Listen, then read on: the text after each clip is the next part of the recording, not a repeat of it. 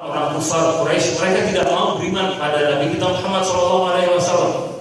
Banyak dari mereka yang tidak mau beriman. Tetapi ketika Nabi kita Muhammad SAW membacakan kepada mereka Al-Quran, apa yang mereka katakan? Ini bukan dari lisan Muhammad SAW, bukan dari lisan manusia, bukan manusia yang menciptakan perkataan ini. Mereka tahu, tapi banyak dari mereka tidak beriman kepada Allah SWT. Ikhwan fillah rahimani wa rahimakumullah, Al-Qur'anul Karim diturunkan kepada Nabi kita Muhammad SAW sebagai hidayah, sebagai al-huda, petunjuk bagi umat manusia. Allah SWT berfirman, Alif Lam Mim, dzalikal kitabu la raiba fihi hudal lil muttaqin. Alif Lam Mim, kitab itu Al-Qur'an, la raiba fihi, tidak ada keraguan di dalamnya, dan petunjuk bagi orang-orang yang bertakwa. Bagi orang-orang yang bertakwa. Siapa orang-orang yang bertakwa? Allah SWT melanjutkan, alladzina yu'minuna bil ghaib.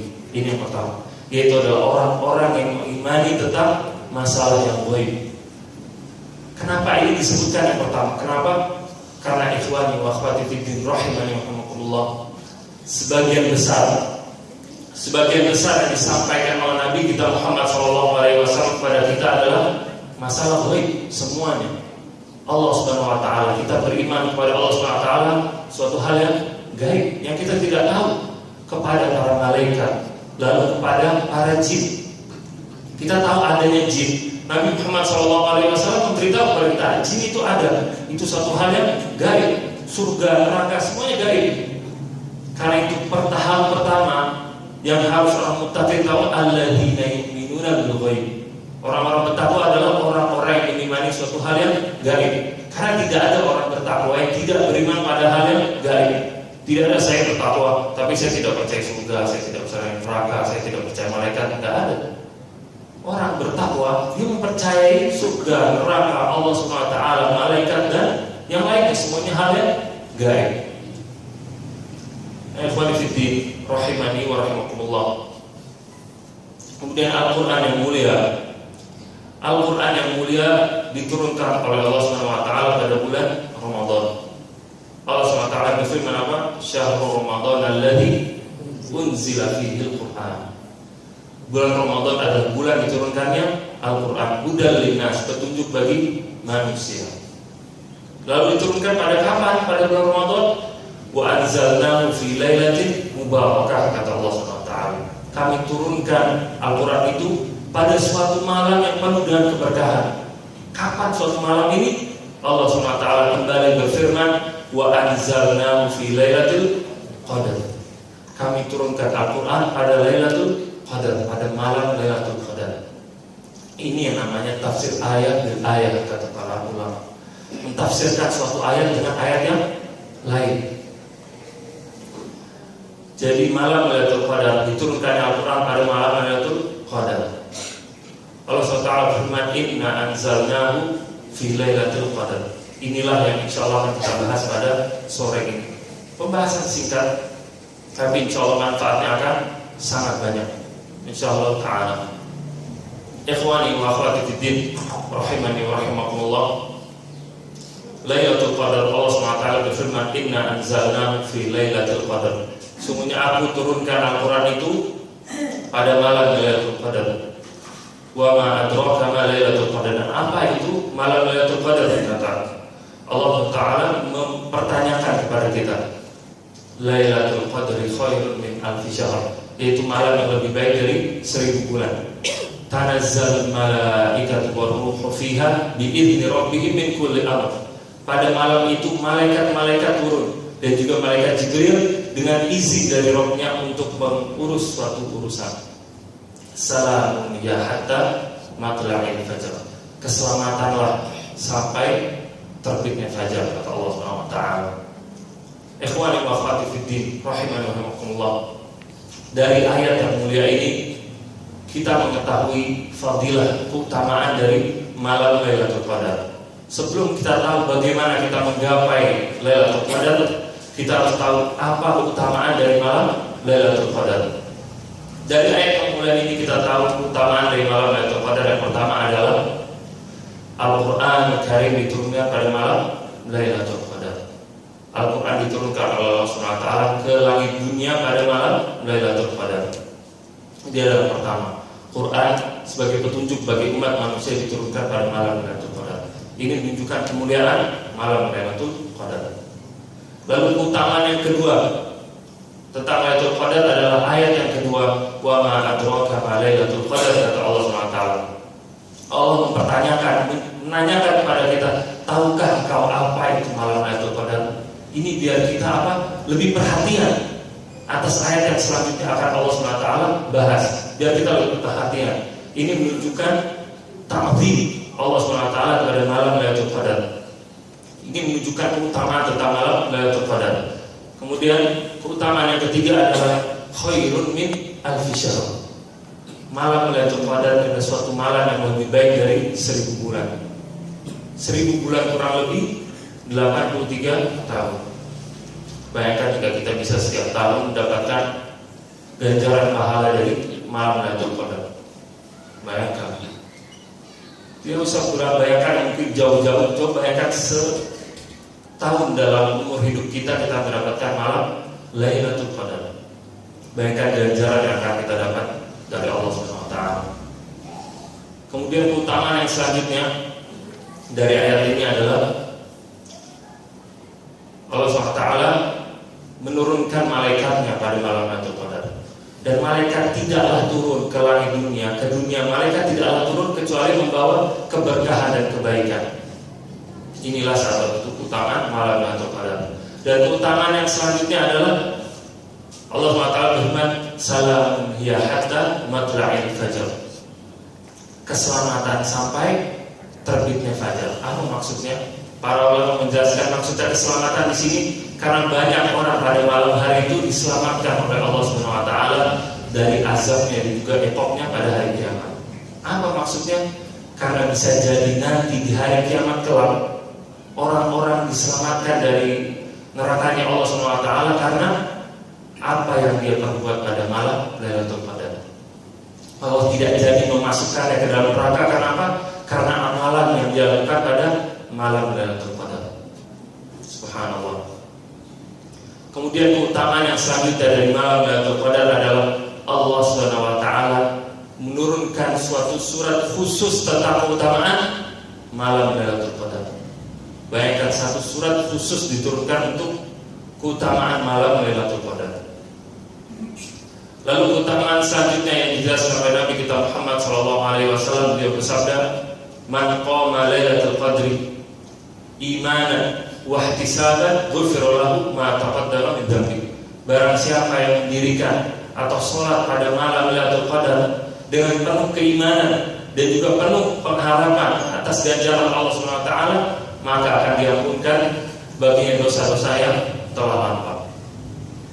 Ikhwan fillah rahimani wa rahimakumullah. Setelah kita tahu beberapa keutamaan dari malam Lailatul Qadar, barulah sekarang kita masuk ke kiat-kiat untuk menggapai malam Lailatul Qadar. Ikhwani wa akhwati fiddin rahimani wa rahimakumullah.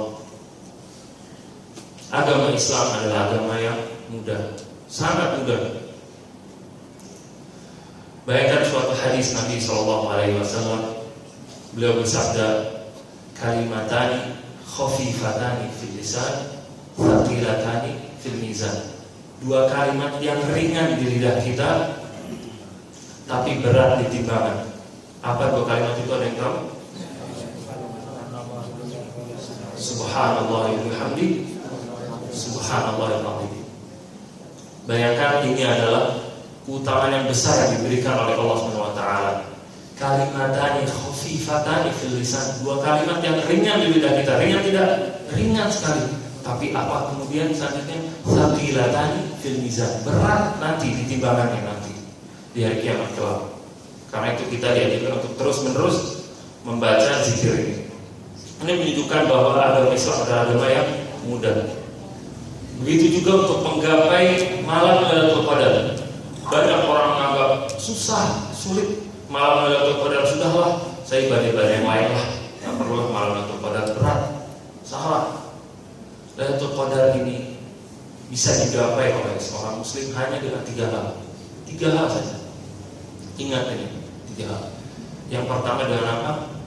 Memperbanyak ibadat kepada Allah SWT pada malam hari. Bahkan para ulama termasuk Ibnu Abbas radhiyallahu anhu, kemudian Imam Malik rahimahullah menjelaskan salatnya seseorang ketika malam Lailatul Qadar, salat Isya-nya berjamaah di masjid, lalu dia meniatkan, mengazamkan, bertekad untuk salat berjamaah di masjid untuk salat fajar keesokan harinya, itu sudah cukup dia mengambil bagian dari malam Lailatul Qadar. Bayangkan, mudah. Sholat berjamaah di masjid, sholat Isya, kemudian sholat berjamaah di masjid untuk sholat fajar, mudah. Kemudian kita perbanyak ibadah-ibadah kita yang lain. Seperti apa? Tilawatul Quran, membaca Al-Quran. Baca Al-Quran mudah apa sulit? Mudah. Baca Al-Quran sedikit-sedikit.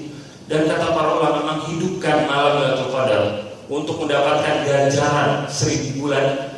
Bukan berarti kita semalam penuh kita beribadah, zikir, sholat, tidak seperti itu. Hanya sebagian besar, tidak perlu semuanya.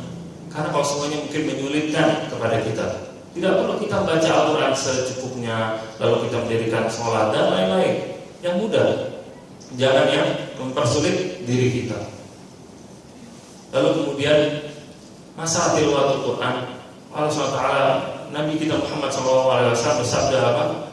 Khairun nas man ta'allama Al-Quran wa 'allama. Sebaik-baik manusia adalah yang belajar Al-Quran dan mengajarkan. Ini adalah salah satu fadilah dari kita belajar Al-Quran. Lalu kemudian ibadah yang lain yang kita bisa perbanyak pada malam Lailatul Qadar, untuk kita bisa menggapai Lailatul Qadar adalah kita memperbanyak sholat. Kemudian apa? Dia memperbanyak sholat, kita bisa pertama sholat tarawih, jelas. Sholat tarawih kita dirikan setelah sholat Isya. Inilah yang diajarkan oleh para salaf. Selesai sholat Isya, itu juga yang dijelaskan oleh Syekh Utsaimin rahimahullah taala. Sholat tarawih yang diajarkan oleh para salaf adalah didirikan setelah kita melaksanakan sholat Isya. Sholat tarawih Nabi Muhammad SAW bersabda, "Man qama Ramadhana imanan wa ihtisaban, ghufira lahu ma taqaddama min dhanbihi." Kata Rasulullah SAW. Barang siapa yang sholat pada bulan Ramadan dengan penuh keimanan dan juga penuh pengharapan atas ganjaran Allah SWT, maka Allah akan ampunkan dosa-dosanya yang telah lampau. Ini kata Nabi kita Muhammad SAW. Dan kemudian Nabi kita Muhammad SAW pun bersabda tentang sholat tarawih, "Man qama ma'al imam hatta yansharif, kutiba lahu qiyamul lailah." Barang siapa yang sholat bersama imam sampai selesai, kutiba lahu qiyamul lailah, maka akan dituliskan baginya sholat semalam suntuk. Asbabul wurud, sebab ada hadis ini adalah ketika ada seorang sahabat ingin pada malam bulan Ramadan ingin sholat semalam suntuk, sholat terus sampai fajar. Lalu keluarlah hadis ini dari Nabi Muhammad SAW. Buat apa sholat semalam suntuk? Man qama ma'al imam hatta yansharif, kutiba lahu qiyamul lailah. Kata Nabi Muhammad SAW, barang siapa yang sholat bersama imam sampai selesai, maka akan dituliskan baginya ganjaran sholat semalam suntuk. Lihat betapa mudahnya syariat ini diajarkan oleh Nabi Muhammad SAW kepada umatnya. Mudah. Dan untuk mendapat ganjaran yang sempurna dari sholat tarawih, ikhwani wa akhwati fiddin rahimani wa rahimakumullah, adalah kita sholat di masjid yang memang imamnya sholat dengan penuh kekhusyuan, penuh dengan tumanina. Karena banyak yang kita sayangkan dari para imam masjid, sholat dengan sangat cepat sekali. Dia baca rakaat pertama ikhlas, al-ikhlas, al-kautsar. Tidak masalah dia mengulang-ulang surat yang pendek, tidak masalah. Yang jadi masalah apa? Tidak adanya tumanina. Ada tumanina, ikhwani wa akhwati fiddin rahimani wa rahimakumullah, adalah salah satu cara untuk kita mendekatkan diri pada Allah Subhanahu wa taala. Bagaimana kita bisa khusyuk kalau kita sholatnya cepat-cepat? Nggak bisa khusyuk. Dan sholatnya orang tanpa tumanina, sholatnya rusak, sholatnya tidak diterima oleh Allah SWT. Siapa yang bilang? Nabi kita Muhammad SAW. Di suatu hadis, ketika ada seseorang masuk ke dalam masjid Nabi SAW, kemudian dia sholat 2 rakaat, kemudian setelah sholat dia mendatangi Nabi Muhammad SAW. Lalu apa kata Nabi? Irji' fasolli fa'innaka lam tusolli, kata Rasulullah. Kamu kembali sholat lagi karena sesungguhnya kamu belum sholat. Dia sholat lagi 2 rakaat, kemudian dia datangi Nabi SAW, kembali lagi. Apa kata Nabi? Irji' fasolli fa'innaka lam tusolli, kata Nabi. Kembali, kamu sholat lagi, kamu tuh belum sholat. Dia sholat lagi 2 rakaat, kemudian dia balik lagi ke Nabi SAW. Apa kata Nabi? Irji' fasolli fa'innaka lam tusolli. Kembali, kamu sholat lagi karena kamu belum sholat tadi. Dia sampai bingung. Lalu apa dia bilang? Ya Rasulullah SAW, ini sholat terbaikku. Fa'alimni, ajarkan aku apa yang salah. Lalu apa kata Rasulullah SAW? Kalau kamu sujud tenang hatta tatma'inna sajidan, kata Rasulullah SAW. Kalau kamu sujud yang tenang hatta tatma'inna sajidan, sampai kamu sujud kamu tenang sujud. Lalu apa yang Rasulullah SAW lanjutkan? Kalau kamu duduk hatta tatma'inna, kalau kamu ruku hatta tatma'inna raki'an, kata Rasulullah. Kalau kamu ruku sampai kamu tenang ruku itu, kata Rasulullah SAW. Hadisnya panjang. Lalu kata para ulama dari hadis ini mereka mengambil faedah. Ini membuktikan kalau sholat seseorang tanpa tumakninah maka sholatnya akan tertolak. Karena apa kata Rasulullah SAW tadi bilang irji' fasolli fa'innaka lam tusolli, kata Rasulullah.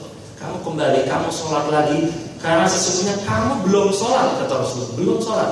Padahal dia sholat beberapa rakaat, 6 rakaat, 2 rakaat balik, 2 rakaat balik, 2 rakaat balik. Kata Rasulullah belum sholat sama sekali. Karena ini kita harus perhatikan ketika kita sholat tarawih. Apalagi kita ingin menggapai pahala dari malam Lailatul Qadar, kita harus perhatikan agar sholat tarawih kita diterima oleh Allah SWT. Harus khusyuk dan tumakninah. Karena tujuan dari sholat adalah agar kita bisa bertaqarrub kepada Allah SWT. Semua ibadah kita tujuannya adalah untuk kita bisa bertaqarrub kepada Allah SWT. Ini adalah kiat yang pertama agar kita bisa menggapai pahala malam Lailatul Qadar, yaitu adalah memperbanyak ibadah. Yang kedua, kiat yang kedua adalah kita harus menjaga adab-adab pada bulan suci Ramadan. Ini kiat yang kedua, menjaga adab-adab. Apa saja adabnya? Adab yang pertama, kata para ulama, adalah kita menjaga sholat kita. Kita menjaga sholat kita. Malam Lailatul Qadar dimulai dari setelah terbenam matahari. Berarti masih ada sholat Isya dan sholat Fajar. Berarti kita harus menjaga sholat kita. Sholat adalah salah satu rukun dari rukun-rukun sholat. Allah SWT memerintahkan hambanya untuk menegakkan sholat. Allah SWT berfirman banyak sekali dalam Al-Quran, wa aqimus shalah wa atuz zakat, wa aqimus shalah wa atuz zakat, dirikanlah sholat dan tunaikanlah zakat. Banyak sekali dalam Al-Quran. Dan juga Nabi SAW di dalam hadis Jibril, ketika Rasulullah SAW ditanya tentang Islam, apa kata Rasulullah? Antashhada alla ilaha illallah wa anna Muhammadan Rasulullah wa tuqimus shalah.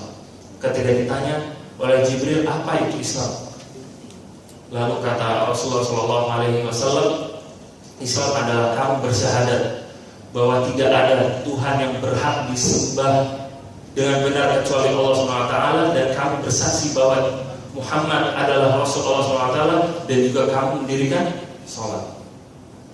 Ini menunjukkan betapa pentingnya kita untuk mendirikan sholat. Dan kita harus ingat, ikhwani wa akhwati fiddin, rahimani wa rahmatullah, mendirikan sholat adalah salah satu bentuk ketakwaan kita kepada Allah SWT. Dan tujuan dari kita berpuasa, bukti suksesnya kita berpuasa adalah kita menjadi orang yang bertakwa.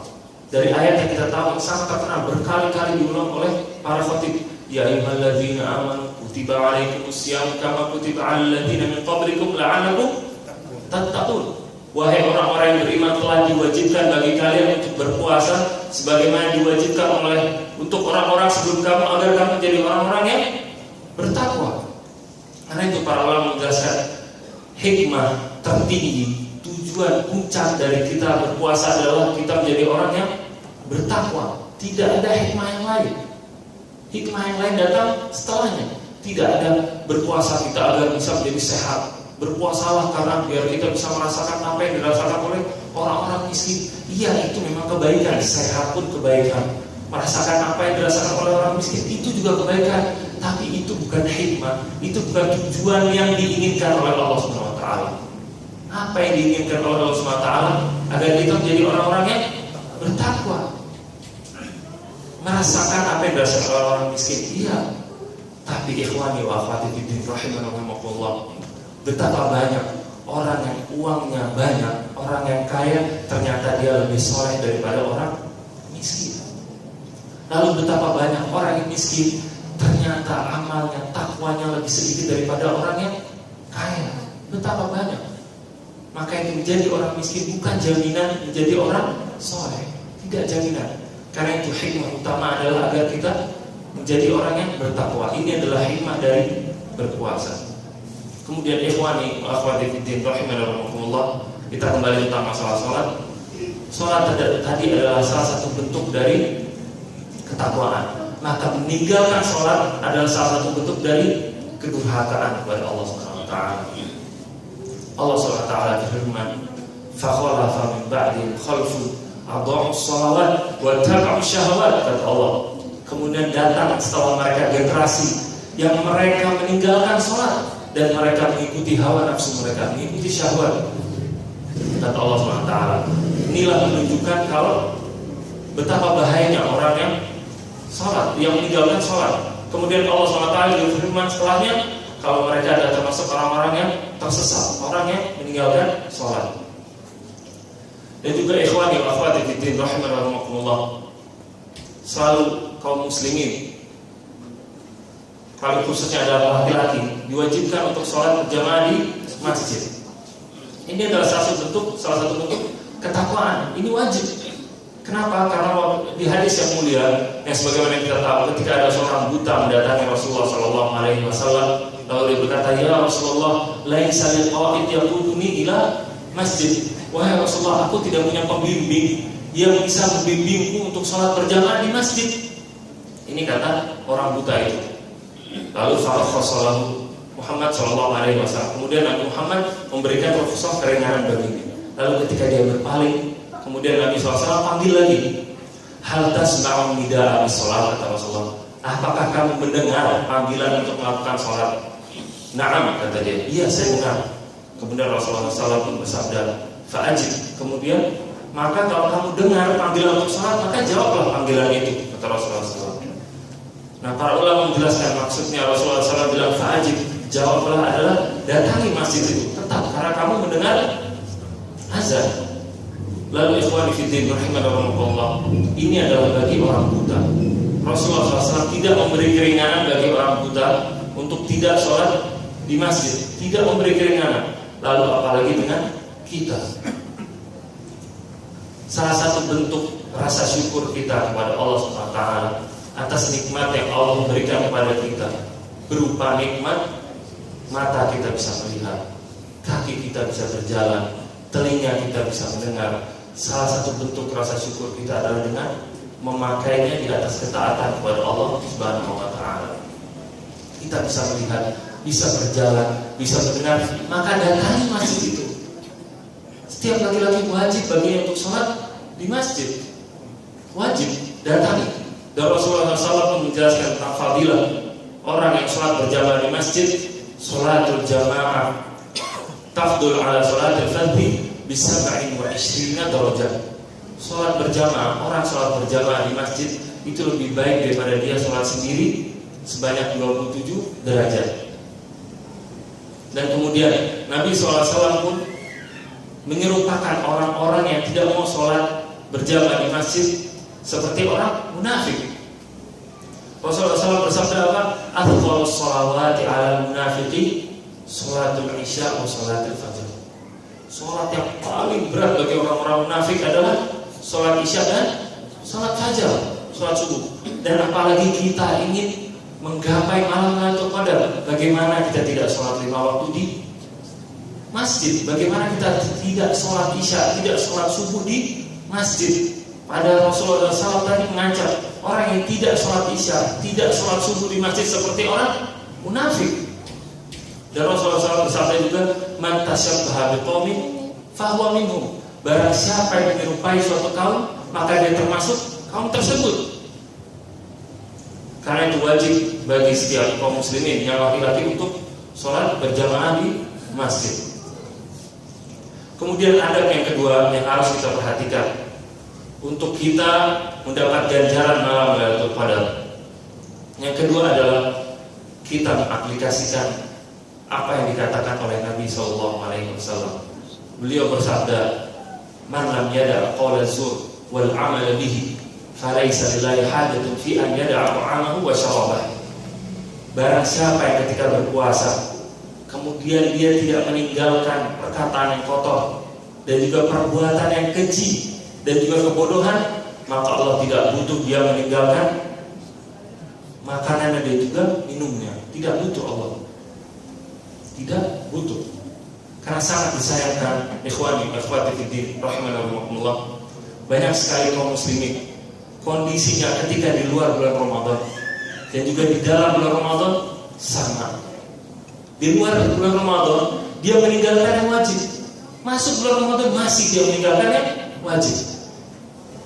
Di luar bulan Ramadan dia masih melakukan maksiat, dia masih durhaka pada orang tua, masih mendengarkan musik, masih merokok. Masuk bulan Ramadan masih dia melakukan.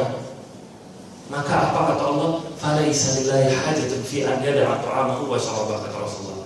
Maka Allah tidak butuh dia meninggalkan makanan dan minumnya. Karena tujuan puasa tadi apa? Biar kita menjadi orang yang bertakwa. Kalau dia puasa tidak bisa menjadikan dia sebagai orang yang bertakwa, buat apa dia puasa? Buat apa dia ninggalin makan dan minumnya? Allah tidak butuh sama sekali. Dan salah satu bentuk qaul zur, perkataan yang kotor dan juga perbuatan yang keji yang sering dilakukan oleh kaum muslimin baik di luar dan juga di dalam Ramadan adalah berbohong. Bohong ini, ikhwan fillah rahimakumullah, zaman sekarang sudah menjadi zaman yang parah, rusak. Kebohongan sudah menjadi suatu hal yang kecil. Sudah jadi suatu hal yang kecil, dianggap sebagai maksiat kecil, dosa yang kecil. Padahal fa'innal jibala minal hasa, kata para ulama. Sungguhnya gunung terdiri dari kerikil-kerikil. Karena itu orang berbuat dosa kecil lama-lama menjadi besar, kecil lama-lama menjadi bukit. Karena jangan remehkan dosa berbohong.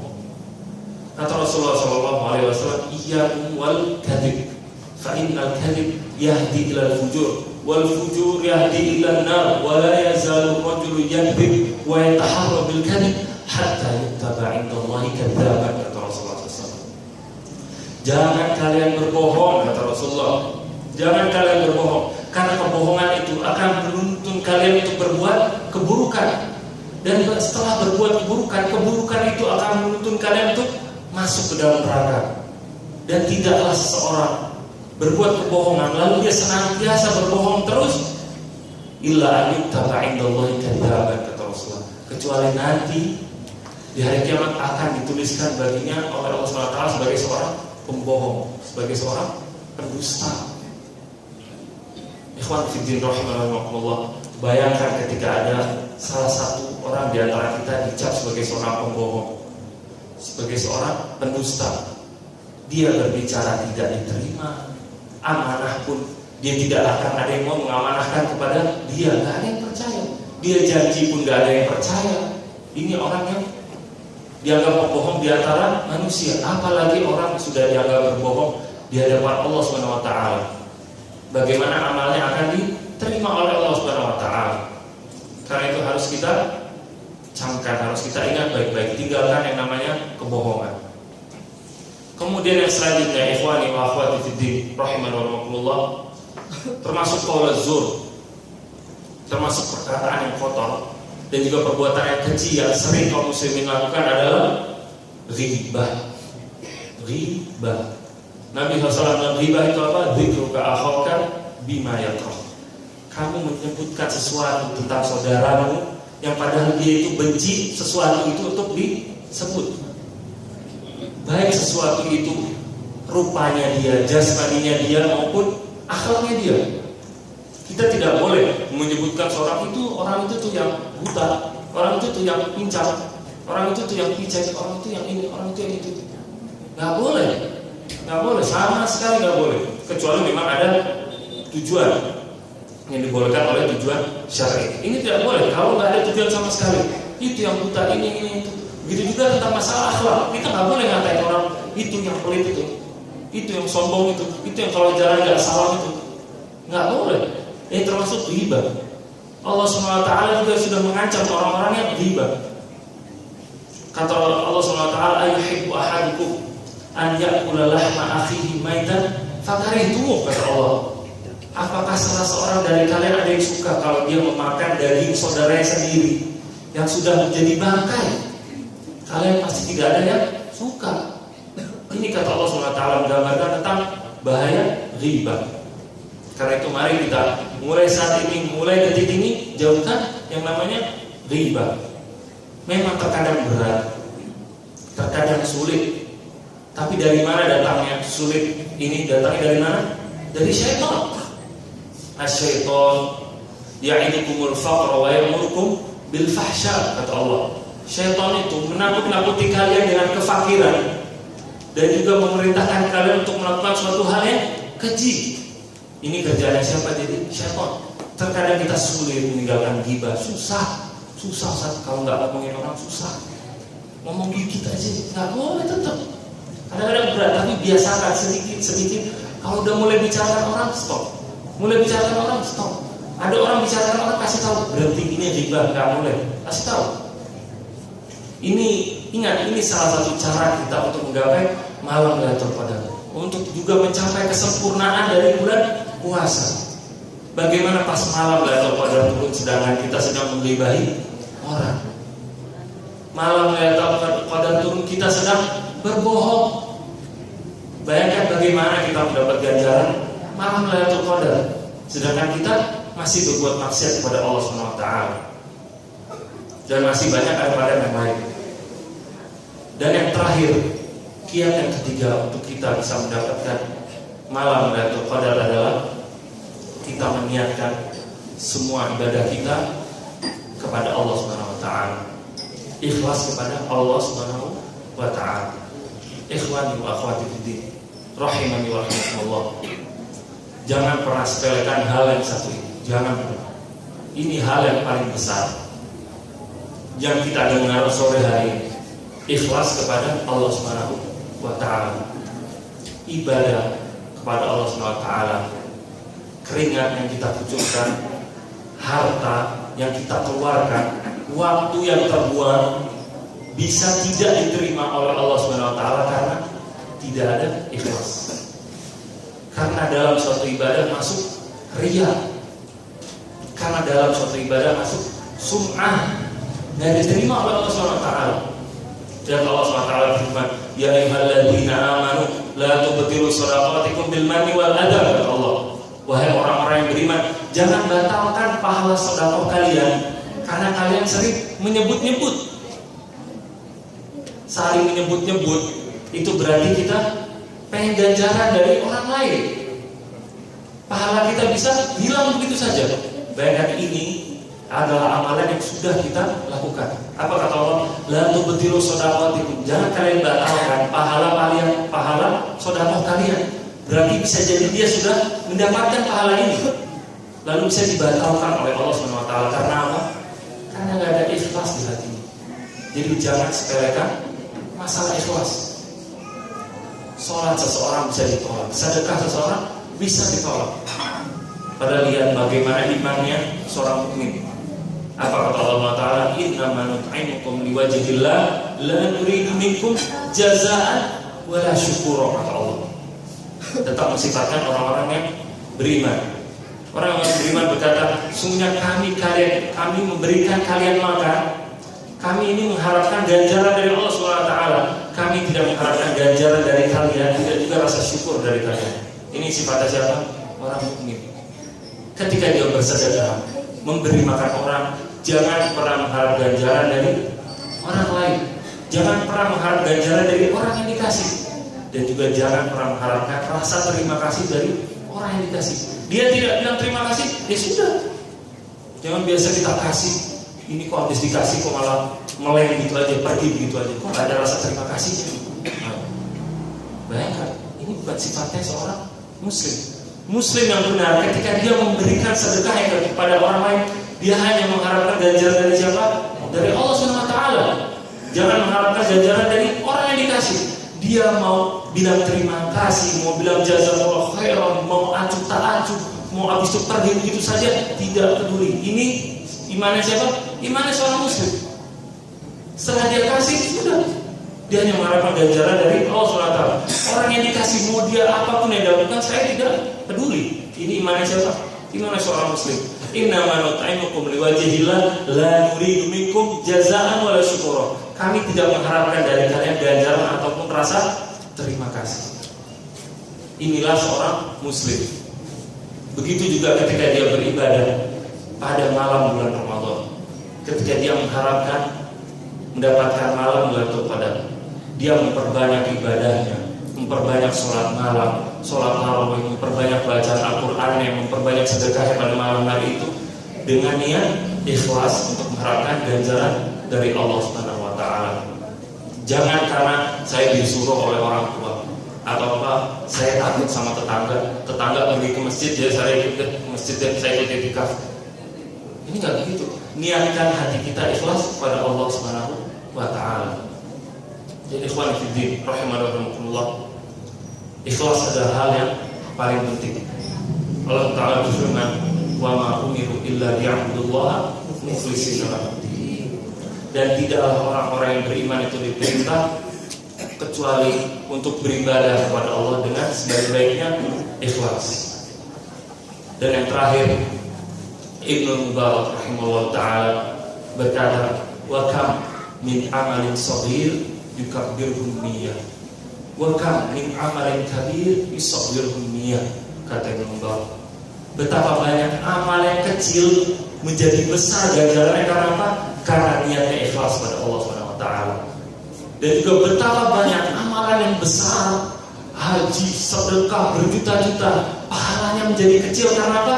Karena niatnya tidak untuk Allah Subhanahu wa Ta'ala. Ini harus selalu kita ingat. Ya ikhwan fillah rahimakumullah, semoga Allah Subhanahu wa Ta'ala memudahkan kita untuk bisa selalu beramal sampai di penghujung bulan Ramadan. Dan Allah pun memberikan kita ganjaran setinggi-tingginya ganjaran, yaitu adalah pahala dari malam Lailatul Qadar. Dan semoga Allah Ta'ala mengistiqomahkan kita di atas jalannya, dan juga mewafatkan kita dalam kondisi husnul khatimah. Rabbana dhalamna anfusana wa illam taghfir lana wa tarhamna lanakunanna minal khasirin. Dan semoga Allah SWT menjadikan kita orang yang jika diberi nikmat maka dia akan bersyukur, dan jika dipuji oleh Allah SWT maka dia akan bersabar. Lalu jika dia berbuat dosa maka dia akan beristighfar kepada Allah SWT. Aqulu qouli hadza, yang benar datangnya dari Allah SWT dan yang salah datangnya dari saya dan dari syaitan. Wassalamualaikum warahmatullahi wabarakatuh.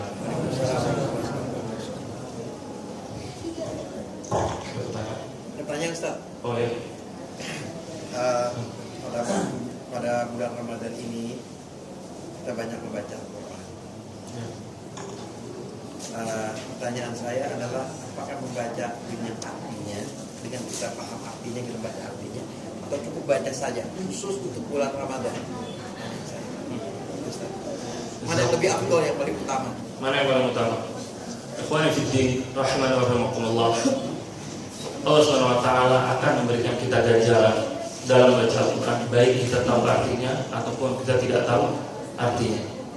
Tapi tentu saja untuk kita tahu artinya maka lebih baik. Tapi wallahu a'lam, di sini sudah terjadi khilaf antara para ulama. Tapi insya Allah yang wajib adalah yang lebih baik adalah ketika kita tahu artinya, yaitu tahu maknanya. Ketika kita bisa mentadabburi Al-Quran itu, maka itu lebih baik. Karena Al-Quran ini tidak lain kecuali sebagai petunjuk bagi umat manusia. Dan ibadah-ibadah juga banyak. Kita bisa baca Al-Quran, kita juga bisa sholat, dan juga bisa sedekah, dan yang lain-lain.